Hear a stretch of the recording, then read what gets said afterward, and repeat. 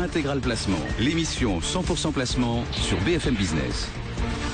Et puisqu'avec cette chronique sur les donations, le démembrement est arrivé sur le devant de la scène, on en parle avec Antoine Tranchimant. Bonjour Antoine. Bonjour Cédric. Merci de nous avoir rejoints. Vous êtes associé chez K & Pécon Finance. Le démembrement, alors Christian l'a survolé, on va re-rentrer un petit peu dans le détail. C'est la façon de finalement séparer un bien en deux parties, mais pas de façon physique, hein, on est d'accord? Absolument. Tout bien en droit français peut se démembrer. D'un côté, on a l'usufruit, qui est le droit de profiter d'un bien, d'en tirer les fruits. Et de l'autre côté, la nue propriété, qui est le droit à redevenir plein propriétaire à l'extinction de l'usufruit. Et donc ça se décide, entre guillemets, à tout moment, selon la volonté du premier propriétaire, enfin, on va dire. Oui, absolument. On peut, lorsqu'on est propriétaire d'un bien, décider de le démembrer pour en conserver l'usufruit. C'est ce dont vous parliez juste avant.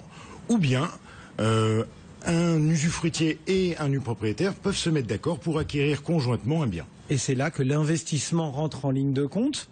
Pourquoi aujourd'hui, Antoine, les investisseurs, finalement, sont-ils tentés de s'intéresser ou seraient-ils tentés de s'intéresser à cette façon de gérer une propriété, entre guillemets? Alors, investir en nue propriété, c'est en fait acquérir le droit de devenir propriétaire plus tard d'un produit immobilier. L'intérêt de ce type d'investissement est multiple. Tout d'abord, on investit en immobilier sans se préoccuper des problématiques classiques de l'investissement immobilier, c'est-à-dire que la recherche de locataires, la perception des loyers, les loyers impayés, l'entretien du bâtiment, tout ça est laissé à l'usufruitier. Le deuxième point, c'est qu'il y a une revalorisation quasi mécanique de son investissement. Vous comprenez bien que si la nue propriété a une valeur alors qu'elle est grevée d'un usufruit de 15 ans, lorsque l'usufruit n'est plus que de 10, voire 5, voire s'éteint, la valeur de nue propriété augmente mécaniquement. Donc exit tous les aléas liés à l'immobilier d'investissement traditionnel. Il y a des avantages fiscaux aussi, parce que si Christian en parlait il y a un instant, c'était également dans le cadre des donations. Donc on imagine bien que tant en termes d'IR que en termes d'ISF, pour ne pas parler des donations qu'on a déjà évoquées, il y a un intérêt pour un investisseur sur ces questions de démembrement. Oui, absolument. Il y a un avantage à l'impôt sur le revenu comme à l'ISF. Alors sur l'IR d'abord. Alors sur l'IR, si vous vous endettez pour acheter un bien dont vous n'achetez que la nue propriété, vous n'allez pas avoir de revenus puisque vous n'avez que de la nue propriété et pour autant vous avez des charges qui sont constituées par les intérêts d'emprunt. Eh bien ces intérêts d'emprunt, vous pourrez les passer en charge sur des revenus fonciers que vous auriez par ailleurs et ainsi abaisser et votre niveau d'imposition sur le revenu et votre niveau d'imposition sur les prélèvements sociaux attachés à ces revenus fonciers. Donc ça c'est un outil pour finalement effacer en quelque sorte des revenus fonciers. Tout à fait, tout ou partie des revenus fonciers des investisseurs. A contrario, si vous décidez de payer comptant votre investissement, vous allez utiliser de l'argent que vous avez par ailleurs sur un compte titre, en cash, peu importe, eh bien vous allez en fait vous appauvrir. Pourquoi vous appauvrir? Parce que la nue propriété ne se porte pas à l'actif de l'ISF. Donc d'un point de vue déclaration ISF, vous vous appauvrissez et vous gagnez la tranche marginale de votre ISF appliquée au montant de votre investissement. Donc avantage en termes d'ISF et en termes d'IR. Là on parle de celui qui conserve la nue propriété. Pour celui qui a l'usufruit, il se passe quoi? Alors, celui qui a l'usufruit, dans les montages en investissement, généralement, celui qui a l'usufruit est un bailleur institutionnel à vocation sociale. Donc, c'est donc une entreprise, généralement une SA d'HLM, qui va acheter l'usufruit d'un grand nombre d'appartements pour y faire son métier, c'est-à-dire héberger des personnes sous conditions de ressources et entretenir l'immeuble conformément à des règles qui ont été déterminées. Mais si c'est pas un bailleur social, si c'est pas un bailleur social, il est collé sur tous les revenus, quoi. Alors si c'est pas un bailleur social, si c'est un particulier, il y a effectivement assez peu de particuliers qui s'intéressent à l'acquisition d'usufruit, parce que c'est à la fois, enfin c'est effectivement un produit sur lequel ils vont être extrêmement taxés.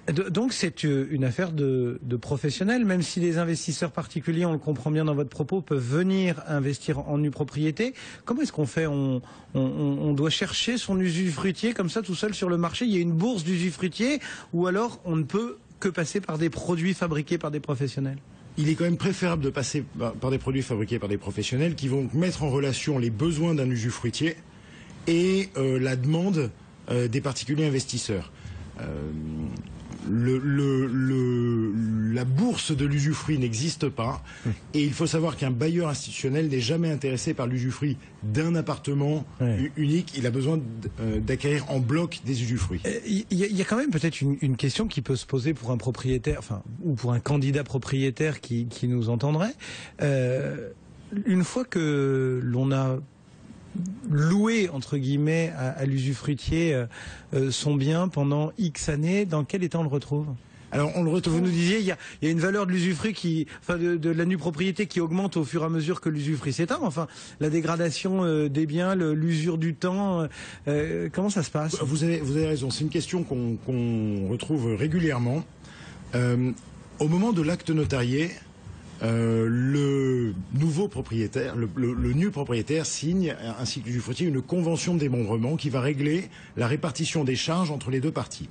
Et dans cette convention de démembrement, il y a un contrat d'entretien qui est signé par l'usufruitier, qui s'engage à, pendant la période de démembrement, entretenir en bon père de famille l'immeuble, tant sur les parties privatives que sur les parties communes, et dans les 2 ans précédents l'extinction de l'usufruit, donc la reprise intégrale de l'appartement ou des appartements par le nu propriétaire, une remise à niveau complète des biens.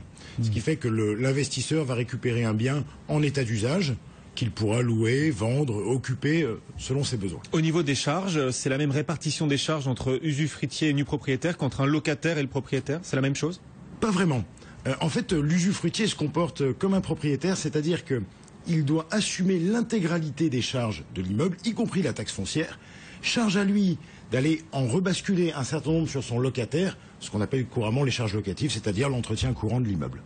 Eh bien voilà pour l'essentiel. Christian? Oui, effectivement, enfin, je vous suis. L'achat de la nue propriété d'un logement peut s'avérer être un excellent placement, notamment pour les épargnants aisés. Mais vous l'avez dit, l'important est la convention de démembrement qui va préciser qui paye quoi en matière de travaux, de gros travaux d'entretien au niveau, et puis en matière aussi de remise en état du logement au bout de X années. Et puis, comme il s'agit bien sûr d'un achat immobilier, d'un investissement immobilier, c'est toujours l'emplacement, parce qu'au bout de la période du montage, donc 15, 17, 18 années, vous allez récupérer votre bien. Donc à ce moment-là, il faut qu'il soit bien situé si vous voulez vous-même l'occuper ou le revendre. Et puis il faut que la construction soit de bonne qualité. Donc voilà, c'est un investissement, un type d'investissement un peu particulier. Il s'agit de l'immobilier classique, mais aussi avec un montage financier. Donc il faut à la fois bien regarder les aspects financiers, les aspects fiscaux bien sûr, et puis les aspects immobiliers. Et donc il n'y a pas que de la donation dans le démembrement, on l'aura compris. Merci beaucoup en tout cas Antoine Tranchimant